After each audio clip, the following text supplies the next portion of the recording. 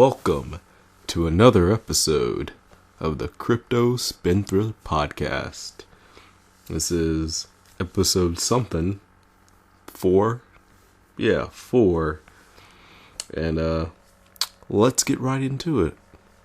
For the first segment, Coin Watch. I know a lot of these coins have been dipping pretty hard. Like across the board dipping pretty hard. Not just 1 or 2 or 3 or 4. It's just across the board is everything failing. But this is just the time to show your steady hands, your iron hands, your titanium hands in holding and holding. Or if you think you can beat out the system, shorting or other things, But as you've probably been looking at, Bitcoin's fallen quite far from that 3,000 mark it was just a few days ago. It's been hovering around 2,400. And Ether's going strong though. Reasons why? Who knows why exactly? But the difference between Bitcoin and Ether are kind of showing themselves, as Bitcoin's showing as the more speculative and still more volatile, and Ether, since it's building up this whole ICO scam, this whole ICO environment behind it, it's kind of propping up itself, even if it didn't purposely create all these terrible ICOs we see now. That's definitely one of the things helping propping it up. But also, maybe this news with the Russian government is also kind of keeping its price up and compared to Bitcoin. Who knows? Some people think the flippening is occurring and Bitcoin's being dethroned, but on the other hand, I think Bitcoin and Ether will still survive together. Just they'll both have two different goals and uses. I think Bitcoin's price will shoot back up eventually, and it will still just be more speculative and the kind of reserve currency for anyone who doesn't want to fall into the Ethereum system. Now, on to the rest of the coins that were on the list. Wings, that's going to be delisted off of this list next week. That forecasting really isn't worth it, honestly. And besides that, it doesn't really have much to it right now. Maybe in the future it'll have its protocols and ideas fleshed out into something functional, like their decentralized organization and stuff. But for now, in its current state, it's not really worth it. Maybe if you really believe in what they're doing, you should hold. But for someone looking for that short-term profit, it's not worth it. And they definitely would have lost it by now. Sidecoin, it's kind of just getting hit hard by just the general Bitcoin fall. I don't think there's really anything inherently wrong with it recently. Ubic, that's not really doing much either. DGB is still on the watch list. The dev's pretty solid, even if they lost a little CTI competition and basically being pumped to oblivion by people. Its prices collapse and people thinking it's the end of times. But like I said last time, overall they grew, and you should probably expect some slow and steady growth in the future. Strata's kind of lower than it was, but it still has potential in the long term. You can't expect things to just grow. That's why we're going through this little correction right now. Waves, another thing that facilitates environments, crypto environments, people creating their own thing. It will probably get stronger in the future just because of that, and especially since this whole Bancor controversy. Swarm City, You know, I feel like this is one of those super, super short term ones that is going to have like some news, then it's going to be totally false or something, and it's just going to be a abandoned project again. Then Ark's really doing it development wise. Seems like it's coming along a little bit better and faster than a lot of these other projects. We'll just have to see what it's in store for it in the future, though. Alright. For news that might concern you, another wallet has been compromised, basically. It seemed like in the last 2 weeks I've talked about wallets with either stolen or have a security issue. But this one's been another one that's stolen. It's called the Freewallet. It's for Ethereum. I never heard of it until now. Like I said, I don't really use third-party wallets like that. But apparently there's been as much as $8 million in Ethereum. Probably a little bit less now since the price has gone down, but let's just 8 million.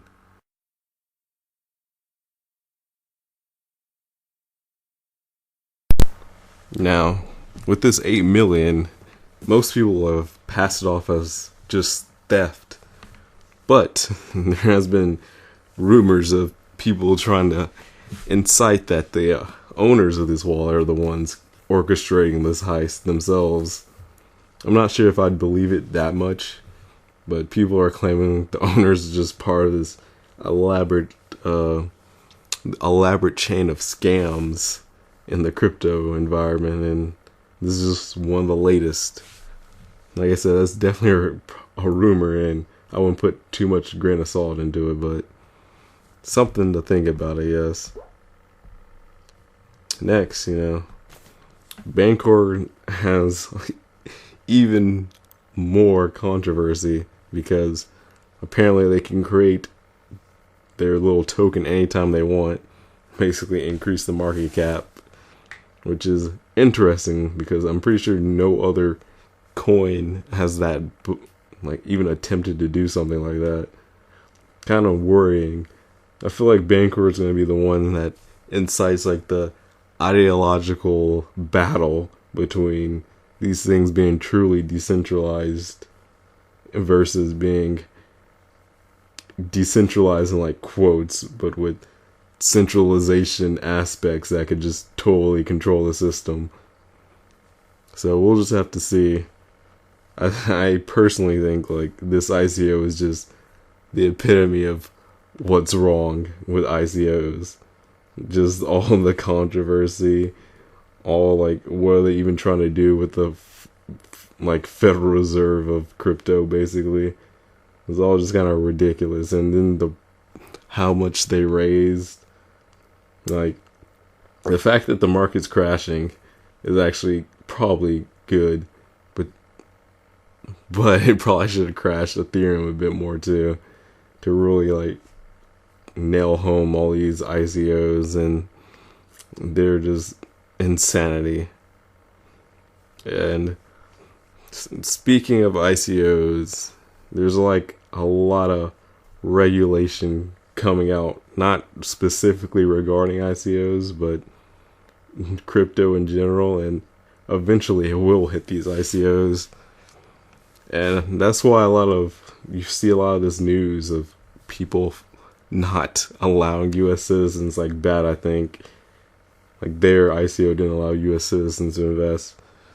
And a lot of startups aren't American based because all the existing laws would basically expose them to some pretty bad things, probably from the SEC. But even then, apparently, there's still chances of, even if these companies do any kind of like if these companies have any kind of presence in America, like an office, employee, anything like that, apparently the jurisdiction kind of stands, and Big Daddy government can come and swoop in and make them play by the rules, or they're going to be like forced out completely. But we'll just have to see. I don't think that's going to happen anytime soon unless it gets really bad. Like right now is only bad, but if like another almost $20 million ICO pops up and has this much controversy, you can probably expect that some kind of legislation, either from the US or the EU, will come into life to try to correct what they think is unregulated frauding or defrauding or whatever you call it. They're definitely just gonna come and collect their due share, or what they think their due share is, no matter if it's legit or actually a scam. And with that, we'll go into our next segment. Now, this is True Talk Thursday, about the externals of dealing in crypto. And today is going to be all about just a small little chat about listening to other people. And what I mean by listening to other people, well, I know there's tons of people on Twitter who claim to be genius traders and insiders to get you all the 10 times returns or 20 times. But, these people aren't really good sources of trade. If you haven't noticed, most of the time, especially the ones that label themselves as pump and dump crews, they're gonna leave you in the dust before you even start buying. Like, you're buying their bags probably. So really the takeaway here is, first of all, don't believe these people so quickly. I mean, sometimes you could actually use these people to profit off yourself, because there's like a lot more options of what you can do with each individual crypto. I don't think there's really shorting options for every like shit coin, but sometimes you could get on the pumps and make a little bit, but I really wouldn't recommend that either. I think the most useful information with these kind of people are coins to avoid for a little bit. Like, if you see people saying, oh, this coin's the next big thing, we just gotta buy.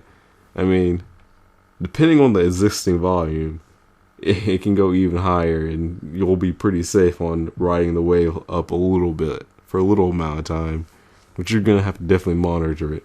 But if it's something that's like in less than 500k volume, like, that's really pushing it on being able to ride the wave of pumping.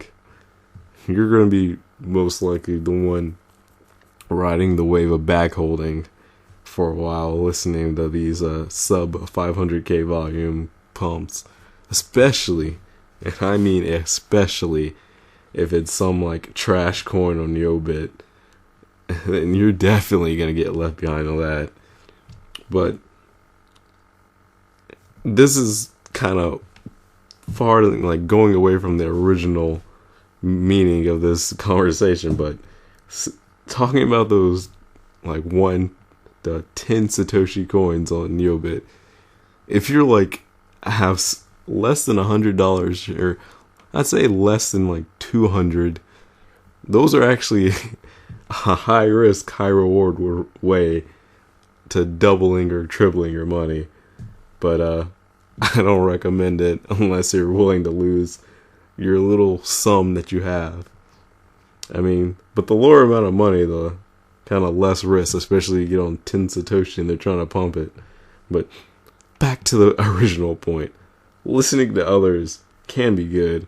I mean, their advice can guide you to somewhere you didn't even think about it, and could lead you to get the mad gains, or they could be trying to manipulate you for their own gains. You're just gonna have to kind of do due diligence. I mean, even listening to me, I wouldn't recommend that.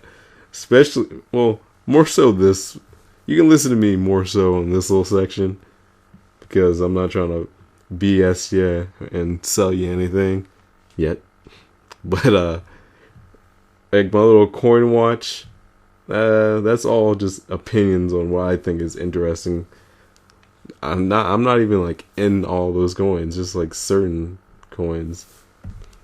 You should just do your own research, basically. Use other people as springboards, like to introduce you to new concepts or things, but don't take all their explanations in face value.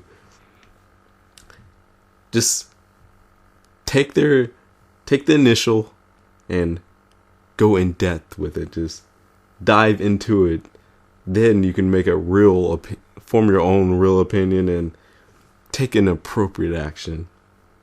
So, just to sum that up, don't listen to people fully. Just take their basic idea, look more into it, and then form your own opinion. And this could be applied to anything, not just crypto. And that's all I got for you today. I know I didn't sound as dead as I did on Monday. You know, Monday's just terrible. Always. But, you know, there's going to be more excitement in my voice the earlier opportunity I get to make these. And not having to make them at 3 or 4 a.m. in the morning. Because current living accommodations. But if I'm still doing this in a few months, like 2 months, that'll be irrelevant.